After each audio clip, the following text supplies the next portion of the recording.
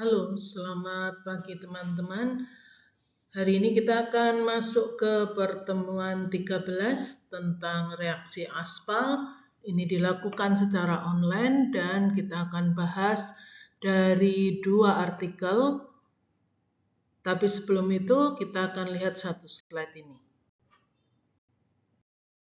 Nah, kita lihat satu slide ini dan teman-teman juga bisa mencari di website. Untuk alamat websitenya Jaya Trade. Di Jaya Group ada anak perusahaan namanya Jaya Trade yang merupakan salah satu distributor aspal terbesar di Indonesia. Ia punya 14 terminal aspal curah terbesar di seluruh Indonesia. Semoga mahasiswa berbangga ya dengan ini. Juga siapa tahu ada yang berminat untuk magang atau bekerja di Jaya Trade, bisa ke tempat-tempat yang terdepan, terluar dari Indonesia, menjelajahi Indonesia dengan gratis, dengan kapal-kapal milik Jaya Group, sembari belajar tentang aspal dan perdagangannya. Suatu privilege atau keunggulan yang hanya bisa dinikmati ketika berkuliah di Teknik Sipil UPJ. Kita lanjutkan di B13 ini. Teks yang jadi bahan kajian adalah 2 artikel ilmiah ini. Yang pertama dari Lee tahun 2017, yang kedua dari Liu tahun 2022. PowerPoint ini berdasarkan kedua artikel ini. Kita lihat bersama ringkasan Lee tahun 2017 terbitnya tentang pengembangan nanomaterials dan teknologinya untuk membuat atau dalam reaksi pembuatan aspal. Artikel ini dimuat di Construction and Building Materials sebagai artikel review tahun 2017. Artinya artikel ini mereview artikel-artikel lainnya secara sistematis yang terbit sebelum tahun 2017 tentang aspal dengan nanomaterial dan menyajikan ringkasannya kepadamu. Jadi artikel yang sangat berguna untuk belajar. Dalam ringkasannya atau abstrak, Lee menulis tentang 5 poin ini. Yang pertama, karakteristik khusus nanomaterial. Nanomaterial memiliki luas permukaan besar dan ukuran yang kecil yang menghasilkan sifat unik dan fitur yang luar biasa untuk aplikasi sebagai zat aditif atau zat tambahan pada aspal. Yang kedua, artikel ini membahas teknologi dan uji kinerja. Berbagai nanomaterial dan teknik modifikasi digunakan untuk meningkatkan aspal dengan pengujian seperti viskositas, modulus dinamis, kekakuan, kekuatan tarik tidak langsung, serta teknik canggih seperti AFM, SEM, SEM, XRD, X-ray diffraction, dan FTIR untuk analisis mikrostrukturnya. Yang ketiga, artikel ini membahas peningkatan kinerja aspal. Bagaimana penambahan nanomaterial secara signifikan meningkatkan sifat aspal, termasuk viskoelastisitas, ketahanan suhu tinggi, serta ketahanan terhadap penuaan atau aging, kelelahan, dan kelembapan aspal. Yang keempat, artikel ini membahas tentang faktor-faktor kunci dari modifikasi berbasis nanomaterial, termasuk di dalamnya jenis partikel nano, kadar, dan proses produksinya yang menjadi fokus utamanya, dengan variabel lain seperti jenis pengikat dan ukuran partikel juga berpengaruh penting dalam modifikasi aspal dengan nanomaterial. Bagian akhir, artikel ini membahas pengaruh proses pencampuran, keberhasilan dispersi nanomaterial dalam aspal yang dipengaruhi oleh suhu, durasi, dan kecepatan pencampuran, serta sifat dasar dari nanomaterial dan pengikat aspal atau zat aditifnya. Di bagian introduction, yang pertama tentang penggunaan modifikator konvensional, beragam bahan seperti karet, serat, dan polimer, misalnya SBR, EGA, sudah digunakan untuk meningkatkan kinerja aspal seperti ketahanan terhadap kelembapan, deformasi, kelelahan, dan aging. Tetapi munculnya nanoteknologi seiring dengan berkembangnya nanoteknologi, maka peneliti mulai menggunakan nanomaterial, yaitu material berukuran 1 sampai 100 nanometer yang sifat fisis, kimia, dan biologisnya unik. Kenapa unik? Karena ukurannya kecil sehingga tidak mengganggu struktur yang lainnya ya, tetapi luas permukaannya besar. Dengan demikian dia membantu reaksi-reaksi yang menguntungkan dalam pembuatan material atau aplikasinya. Aplikasi luas nanomaterial seperti pada carbon nanotubes, nanowires, nanofibers, dan nanoceramics memiliki aplikasi dan bukti yang baik ya. Sensor bakterinya baik hingga pemakaian konduktif dan sifat-sifat material katalitik itu menunjukkan sifat yang smart seperti self-cleaning dan self-healing. Karena tadi basisnya materinya kecil, luas permukaannya jadi besar. Sehingga dia bisa berfungsi dalam banyak hal sebagai perantara. Sensor itu banyak perantaranya ya. Kemudian konduktif yaitu sifat perantaranya. Katalitik ya dia bisa mempercepat karena partikel kecil luas permukaannya besar. Demikian juga artinya dia bisa dipakai sebagai basis material smart itu karena dia punya sifat-sifat yang dapat memperluas sifat-sifatnya. Yang keempat, peran strategis dalam modifikasi aspal. Nanomaterial terbukti meningkatkan sifat viskoelastisitas, ketahanan suhu tinggi, serta ketahanan terhadap kelelahan dan kelembapan pada aspal. Jadi studi ini merangkum jenis, metode pencampuran, teknik uji, dan tantangan aplikatif nanomaterial pada aspal. Nah, kita masuk ke ringkasan apa yang dimaksud nanomaterial dalam aspal. Jenis nanomaterial dan karakteristiknya. Nanomaterial, nanopartikel berukuran 1-100 nanometer digunakan sebagai zat aditif dalam aspal karena luas permukaannya besar dan sifat fisiko-kimianya unik. Jenisnya meliputi nanokarbon, nanoclay, karbon nanofiber atau CNF, nano TiO2, dan nano SiO2. Setiap jenis ini memiliki keunggulan tertentu seperti peningkatan modulus elastis, kekuatan tarik, kekuatan retak, dan stabilitas termal. Bisa diduga ya yang TI itu ada kaitannya dengan thermal lebih tinggi gitu.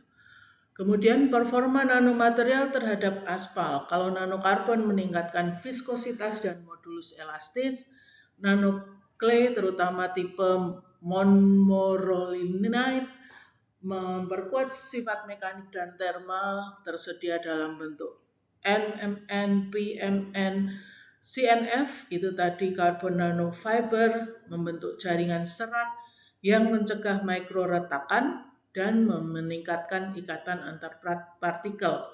Dan demikian bisa dibayangkan aspal yang punya aditif itu tidak mudah retak. Nano TiO2 memberikan luas permukaan tinggi dan sifat fotokatalitik karena punya Ti. Kemudian produksinya memiliki dampak lingkungan, sayangnya, karena ada Ti-nya. Nano SiO2 menambah stabilitas, kemampuan dispersif, dan memperkuat struktur aspal. Kita lanjutkan dari slide sebelumnya, material yang dipakai dalam nanomodified aspal, tipe dan sumber aspalnya. Berbagai jenis aspal digunakan sebagai bahan dasar, macam-macam kodenya itu. Tipe aspal yang mempengaruhi hasil modifikasi aspal lunak menunjukkan suhu kegagalan yang lebih rendah dibandingkan aspal yang hard ya. Kemudian studi menunjukkan bahwa tipe dan kualitas pengikat sangat berpengaruh terhadap hasil penguatan nanokomposit. Bahan tambahan atau co-modifier, bahan lain seperti acrylonitrile butadiene styrene dan agen kopling silan misalnya KH570 digunakan untuk meningkatkan kompatibilitas dan dispersi nanomaterial dalam aspal. Emulsi juga digunakan untuk membantu distribusi karbon nanotube dalam matriks aspal. Selanjutnya bagaimana masalah prosedur umum pencampuran material berbasis nano pada aspal. Ada 5 hal yang akan dibahas di halaman ini, ada 2 hal, sisanya ada di halaman-halaman berikutnya. Yang pertama, masalah agregasi nanomaterial dalam aspal. Nanopartikel cenderung menggumpal, aglomerasi saat dicampurkan ke dalam aspal karena gaya tarik van der Waals, ikatan van der Waals, dan fenomena Oswald ripening. Gumpalan ini menurunkan sifat mekanik dan reologi aspal yang telah dimodifikasi, terutama jika pencampurannya tidak homogen atau prosedur pencampuran merusak partikel nano. Kemudian masalah pencampuran lain adalah dry versus solvent blending. Dry blending itu lebih praktis dan ramah lingkungan karena tidak ada solvent yang terbuang. Cocok untuk skala industri, namun hasil dispersinya kurang homogen karena tidak ada solventnya ya. Sementara solvent blending kebalikannya, hasil dispersinya lebih baik dan meningkatkan sifat penetrasi serta daktilitas, tetapi memerlukan banyak energi dan pelarut seperti kerosin sehingga mahal dan tidak ramah lingkungan.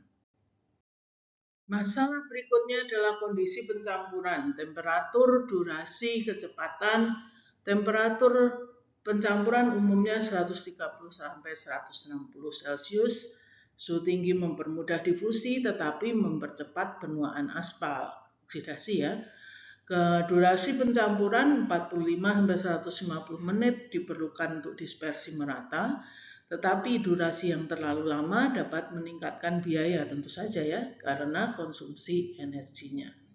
Kecepatan tinggi hingga 4000 rpm digunakan, namun jika berlebihan dapat merusak struktur partikel nano. Mengapa? Karena tadi ya, nano itu sifatnya katalitik.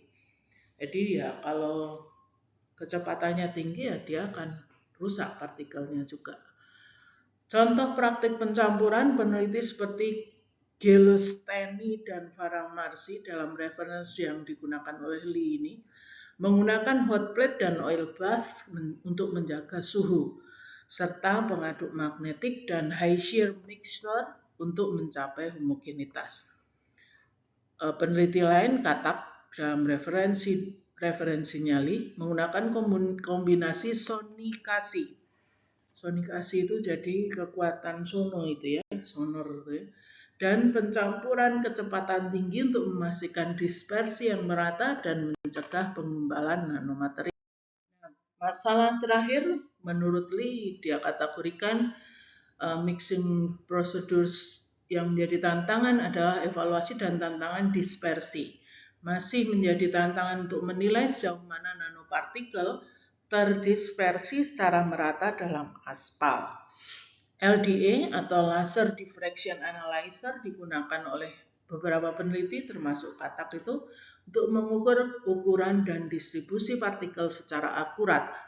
Metodologi evaluasi baru diperlukan untuk menjamin keberhasilan produksi aspal modifikasi berbasis nanomaterial secara konsisten dan ekonomis. Nah, jadi kalau membaca artikel review itu perlu membaca apa ya, ringkasannya dia, apa ya masalahnya yang mengemuka setelah orang ini mereview artikel-artikel secara sistematis.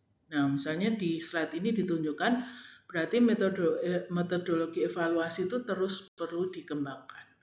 Apalagi untuk konsistensi dan sifat ekonomisnya.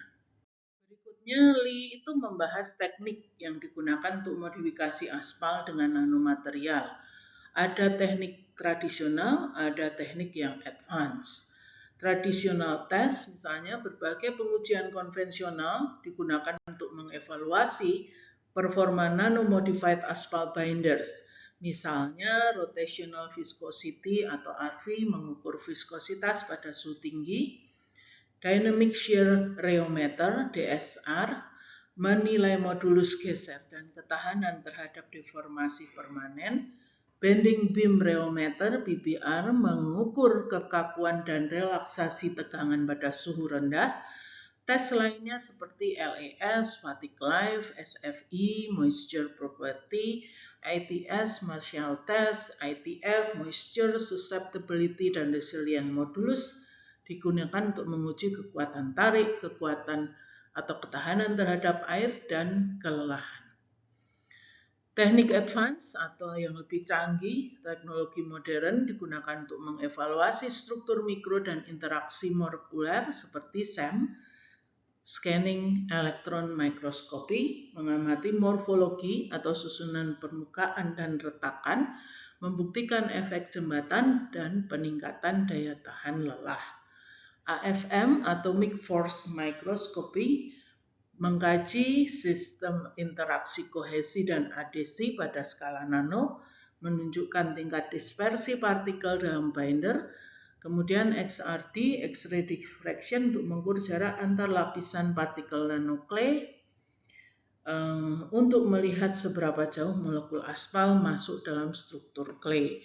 Nah, 3 teknologi yang di bawah itu, advanced teknologi itu lebih banyak di lab-lab kimia. Sedangkan di atas itu bisa di lab-lab teknik gitu. Kalau lab teknik sipil nanti berkembang, misalnya kekajian aspal, maka bisa meneliti ke arah itu.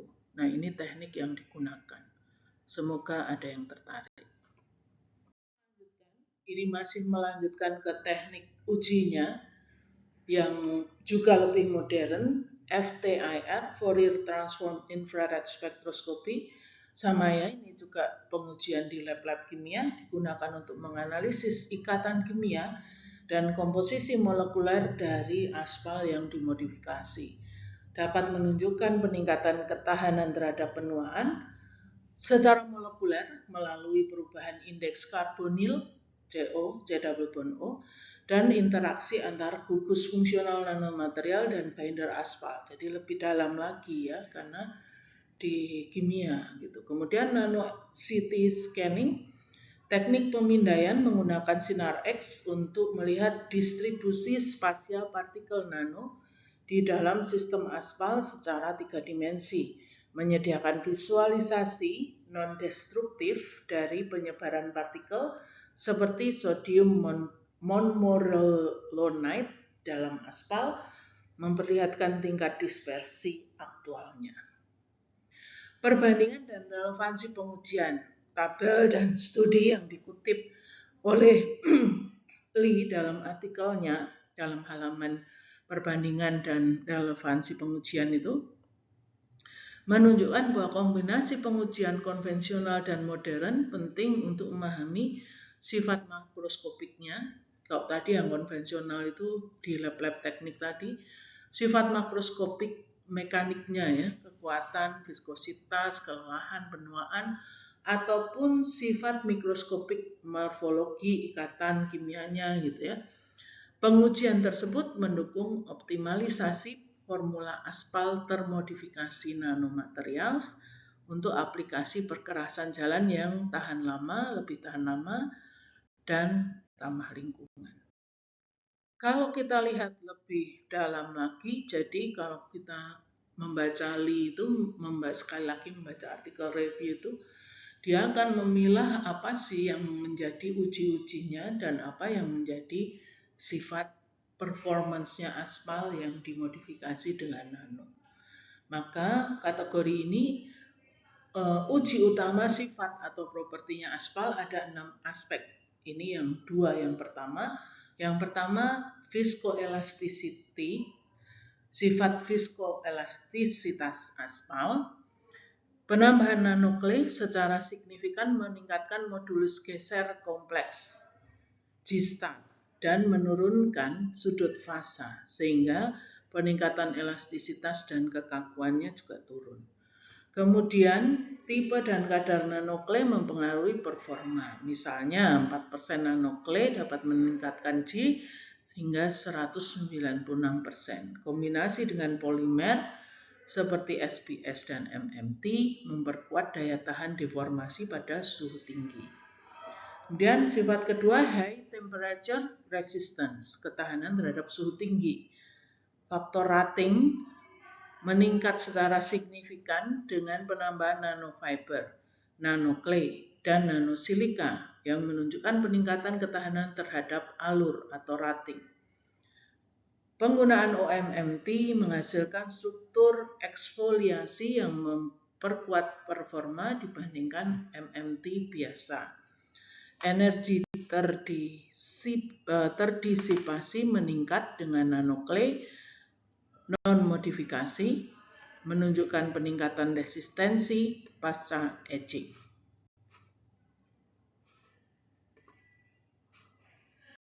Berikutnya, performance properties berikutnya, low temperature cracking resistance atau ketahanan retak suhu rendah. Nanopartikel seperti SiO2, TiO2, ZnO dapat menurunkan creep stiffness dan meningkatkan M-value yang memperbaiki ketahanan retak pada suhu rendah. Namun, beberapa jenis nanoclay dapat menurunkan strain pada suhu rendah, meningkatkan potensi retak, menunjukkan efek tergantung jenis dan jumlah nanopartikel. Performance berikutnya, aging resistant, ketahanan terhadap penuaan, nanoclay, nanosilika, nano-ZnO, CNTs, LDH terbukti memperlambat proses oksidasi dan memperkuat stabilitas termal. Indeks penuaan seperti VAI, SPI menurun setelah modifikasi nano, mengindikasikan peningkatan resistensi terhadap oksidasi, sinar UV, dan kelembapan. Kombinasi SBS atau cleoside dengan biochar juga meningkatkan ketahanan aging. Berikutnya, performance properties berikutnya, adhesion and fatigue resistance atau daya rekat dan kelelahan. AFM menunjukkan gaya adhesi meningkat signifikan setelah penambahan 4% nanoclay meskipun gaya kohesi sedikit menurun tergantung ujung pengukuran. Fatigue life meningkat hingga 2-3 kali lipat dengan 2,5% karbon nanofiber serta 40 hingga 49% dengan nanoclay dan nanohydrated lime. LAS tes menunjukkan peningkatan jumlah siklus sebelum kegagalan seiring peningkatan kandungan nanopartikel. Asphalt mixture performance, itu performance berikutnya, low high temperature stability, nano TiO, nano SiO2 meningkatkan Marshall stability, flow number, dan modulus elastis. Kemudian W temperature resistance menunjukkan nano SiO2 menunjukkan pengaruh kecil terhadap nilai M dan kekakuan sehingga kurang efektif di suhu rendah. Fatigue CNF memperpanjang umur kelelahan hampir 100%, namun kandungan yang lebih dari 6% nano SiO2 tidak memberikan tambahan manfaat. Moisture damage resistance TSR dan surface free energy SFE meningkat dengan nano SiO2, nanoclay, nano ZnO menunjukkan peningkatan ketahanan terhadap kerusakan akibat air. Aging nanomodifier terbukti menurunkan indeks penuaan dan meningkatkan stabilitas jangka panjang campuran aspal. Nah, itu tadi akhir dari paper Lee tahun 2012. Maka kita bisa masuk ke paper yang kedua tentang molecular based asphalt oxidation reaction mechanism and aging resistance optimization strategies based on quantum chemistry. Ini dari Leo tahun 2022. Artikel kedua ini jadi membahas tentang oksidasinya, mekanismenya, dan penuaannya. Saya akan bahas sedikit dari abstrak dan kemudian gambar-gambar, lalu sedikit memberi gambaran bagaimana proses oksidasi itu terjadi di molecular base. Jadi tujuan studinya Liu dalam abstrak dinyatakan studi ini menggunakan quantum chemistry atau QC untuk menganalisis mekanisme oksidasi dari 12 tipe molekul aspal. Berdasarkan hasil simulasi, model molekul aspal yang telah menua atau age aspal dibangun untuk merumuskan strategi peningkatan ketahanan terhadap penuaan atau aging resistance. Jadi QC itu bermain di komputer ya, dengan sistem. Jadi permodelan, tidak seluruhnya secara tidak selalu seluruhnya dengan pembuatan di lab, tapi justru dia model molekulnya yang diperagakan dengan sistem permodelan. Nah, dua jenis molekul berdasarkan situs oksidasi yaitu tipe 1 dan tipe 2. Tipe 1 itu molekul tanpa atom hetero atau mengandung oksigen. Situs oksidasinya berada pada atom karbon aromatik, mengurangi radikal hidrogen dan hidroksil, dapat meningkatkan ketahanan penuaan. Molekul tipe 2, molekul yang mengandung sulfur atau nitrogen, yang situs oksidasinya berada pada atom heteronya. Mengurangi radikal bebas oksigen dapat meningkatkan ketahanan penuaan. Itu hipotesisnya ya.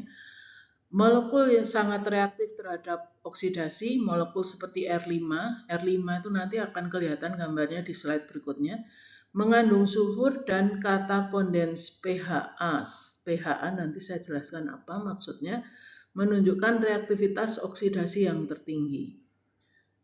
Mengurangi kandungan molekul R5 dan AS3, sama ya, AS3 nanti akan saya perlihatkan gambarnya.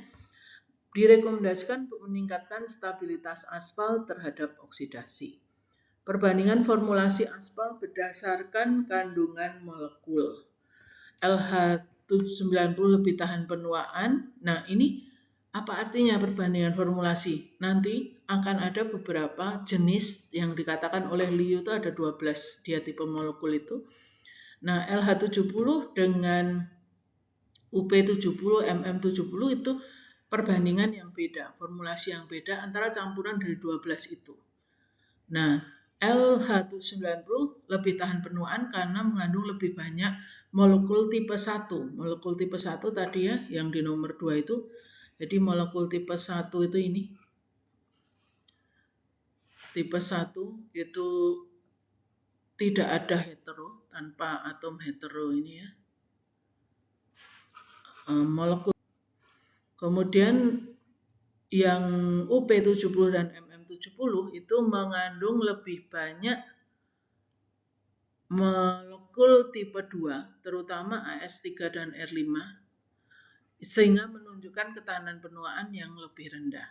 Implikasi untuk desain aspal, jadi Liu itu dalam pembahasannya membahas tentang implikasinya. Kalau gitu setelah tahu 12 tipe itu seperti apa sifat oxidation site-nya, maka dia akan mengusulkan desain aspal itu pengurangan kandungan molekul reaktif terhadap oksidasi seperti AS3 dan R5 atau pengendalian jumlah radikal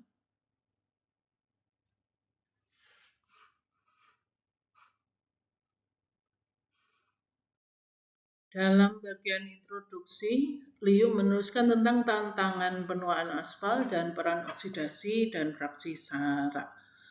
Nah, aspal sebagai material perekat utama dalam konstruksi jalan mengalami proses penuaan akibat suhu tinggi, terpapar suhu tinggi, sinar UV dari matahari, oksigen, dan air.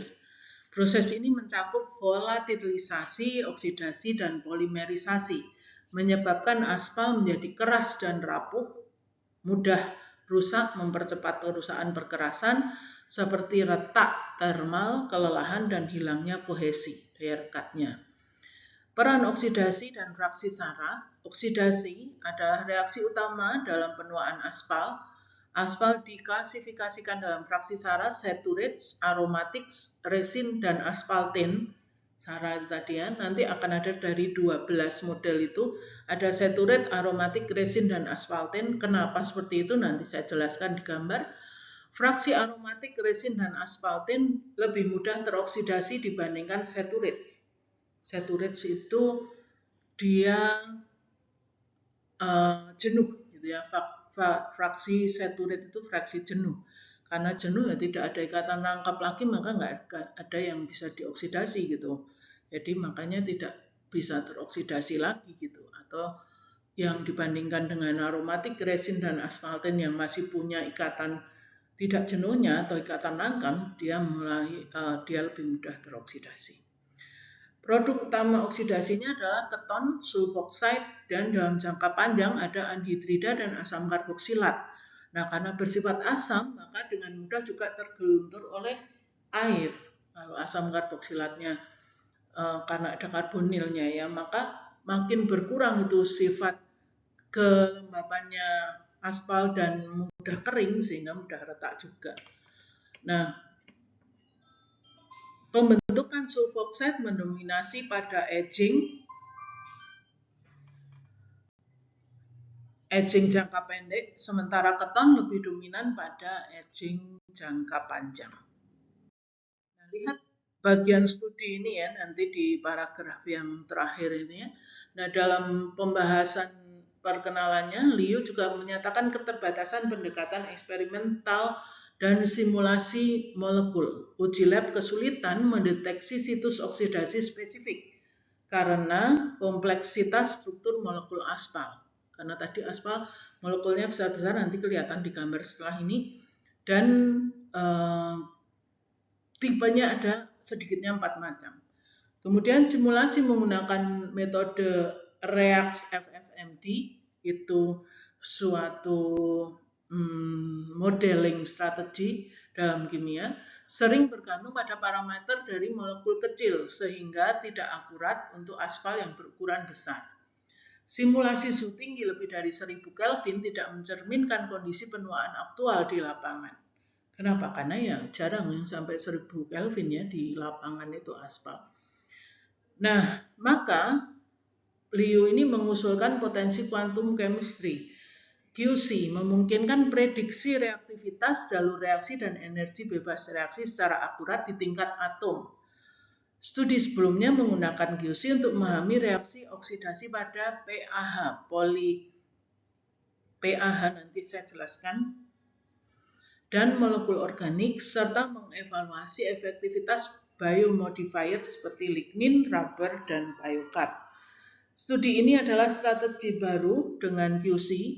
Studi ini memanfaatkan quantum chemistry untuk memprediksi situs oksidasi menggunakan electrostatic potential, local ionization energy, dan Fukui function. Jadi ada 3 ya. 3 itu adalah electrostatic potential, local ionization energy, dan Fukui function. Lalu mengevaluasi reaktivitas oksidatif dengan local softness, menelusuri jalur reaksi, energi transisi, dan frekuensi vibrasi untuk menetapkan lintasan reaksi yang realistis, menunjukkan atau menentukan laju reaksi dengan persamaan Eyring. Hasilnya digunakan untuk merancang model molekul aspal yang telah menua serta strategi optimasi ketahanan penuaan aspal. Jadi semua ini modeling sebetulnya gitu ya. Modeling dengan basis-basis data molekuler. Itu pekerjaan quantum chemistry. Nah, ini rumus aspal yang digunakan oleh Liu, ada 12 komponen, ada penggolongan 12 komponen ini. Di PowerPoint selanjutnya ada warna kuning, biru, merah untuk S, N, dan O. Untuk menunjukkan PowerPoint sebelumnya, nanti untuk menunjukkan site oxidation-nya. Nah, sekarang di slide ini ada aspaltane yang saya beri kotak merah itu, ada aspaltane, resin, saturates, dan aromatik. Tadi yang Sahara tadi ya. Jadi saturate, aspaltane, resin, dan aromatics itu adalah 4 jenis kategori turunan aspal. Aspal atau bitumen adalah residu akhir dari destilasi atau pemisahan bahan bakar alam. Nah, teman-teman dapat melihat video keterangan tentang aspal itu di Kolabor pada P13 itu, dan bagaimana residu-residu ini kemudian ada gitu ya. Pada dasarnya, jenis ini aspal itu pada dasarnya itu tidak ditemukan senyawa murni sendirian gitu ya, misalnya aspaltane sendirian, tidak. Jadi di residu bahan bakar alam yang merupakan campuran keempat ini bahkan lebih gitu ya. Maka penggolongan 4 ini sebetulnya untuk mempermudah dikategorikan.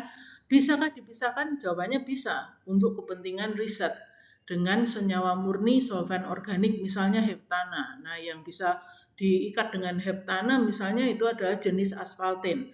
Sementara jenis resin yang bisa dipisahkan dengan kromatografi berbasis campuran air dan solvent organik itu misalnya resin.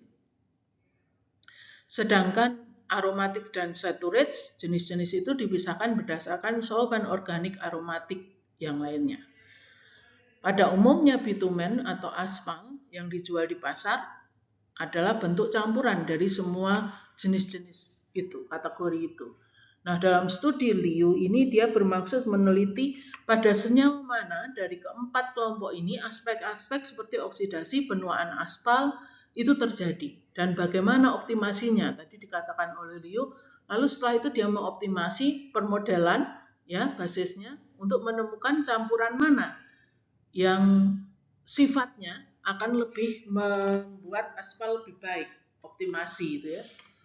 Nah, oleh karena itu dia mulai dengan 4 kategori ini. Jadi simbol-simbol AS1, R5 tadi ya yang sering disebut di abstrak itu rumus molekulnya seperti dalam gambar ini. Jadi yang namanya aspalten itu disingkat AS. Rumus dasarnya dia aromatik dan campuran dengan non-aromatik ring itu. Kemudian ada O-nya, ada S-nya, ada N-nya, maka namanya berbeda itu ada aspalten 1 AS1 itu punya O, AS2 itu punya N ujungnya, AS3 itu punya S, sulfur. Kemudian di resin itu ada R1 sampai R5. Kemudian di aromatik ada AR1 dan AR2. Berbeda ya strukturnya. Lalu di saturates ada S1 yang hanya berisi rantai jenuh C, C, C, C semua, C dan H. Kemudian di S2 saturate yang kedua itu ada yang cyclosaturate yang bentuknya ring juga tetapi tidak punya ikatan rangkap. Itu ya rumus aspal yang formulanya yang statnya dijadikan permodelan dalam papernya Liu. Nah, ini adalah salah satunya bentuk grafis prediksi dari permodelannya Liu tadi, letak oksidasi, tempat oksidasi atau oxidation site dari molekul aspaltenes yang digambarkan seperti di gambar 2 ini. Garis warna kuning yang di tengah-tengah itu, banyak semua punya garis warna kuning itu adalah area polycyclic aromatic hydrocarbon atau PAH. Tadi sering disebut ya PAH itu polycyclic aromatic hydrocarbon. Jadi yang punya polycyclic aromatic hydrocarbon. Artinya yang tidak punya tadi yang saturate tadi ya dia tidak punya polycyclic aromatic hydrocarbon, tidak ada PAH-nya. Sementara sulfur, nitrogen, oksigen atom digambarkan dalam warna biru, sulfur itu yellow, kemudian nitrogen itu biru, dan oksigen itu warna merah. Dan oxidation site digambarkan dengan tanda panah biru tua itu. Gitu ya. Ini gambarannya permodelan hasilnya Liu untuk oxidation site. Saya masuk ke kesimpulannya Liu. Karena teman-teman bukan mahasiswa kimia, maka tidak saya bahas mendalam tentang bagaimana oksidasi itu terjadi pada titik-titik itu gitu ya. Saya langsung ke penelitian ini menggunakan pendekatan kimia kuantum untuk mengaji reaktivitas jalur dan laju oksidasi molekul aspal serta menyusun strategi peningkatan ketahanan terhadap penuaan, optimasinya aspal. Hasil utamanya menunjukkan yang pertama, reaktivitas oksidasi molekul. Molekul yang mengandung sulfur dan struktur kata kondens PAH, polyaromatic hydrocarbon tadi, memiliki reaktivitas oksidasi tinggi, yaitu R5, AS3, AR2 itu ya, dia punya S gitu ya. Mengurangi jenis molekul ini dapat meningkatkan ketahanan aspal terhadap penuaan, karena berarti nggak cepat teroksidasi aspalnya. Yang kedua, situs dan mekanisme oksidasi. Molekul tipe 1 teroksidasi pada karbon aromatik melalui abstraksi hidrogen dan penambahan oksigen. Molekul tipe 2 teroksidasi pada atom hetero seperti S dan N melalui penambahan O2 atau O. maka mengurangi pembentukan radikal H, OH, atau O dapat memperlambat reaksi oksidasi. Nah, artinya apa di lapangan? Artinya di lapangan ya sebaik mungkin itu jadi kalau radikal H itu munculnya dari mana? Dari asam misalnya. Jadi di area yang asam, yang di laut, maka ya molekul-molekul yang punya S lagi tadi ya, oksidasinya lebih cepat lagi gitu. Kemudian yang ketiga, produk oksidasi pada suhu 298 K dan 436 Kelvin, jenis produk oksidasi tetap sama, namun jumlahnya berbeda. Molekul tipe 1 menghasilkan karbonil, sedangkan tipe 2 membentuk sulfoksida, sulfon, dan ikatan nitrogen oksigen. Perbandingan sampel aspal, tadi LH90, mengandung lebih banyak molekul tipe 1 dan lebih tahan terhadap penuaan. Karena balik lagi ya, LH90 itu berarti yang tidak punya S ya. Sedangkan UP70 dan MM70 yang didominasi oleh tipe 2 itu AS3, R5 itu punya S, maka dia lebih cepat teroksidasi. Maka strategi peningkatan ketahanan masing-masing disesuaikan dengan jenis dominan molekul dan radikal penyebab oksidasi.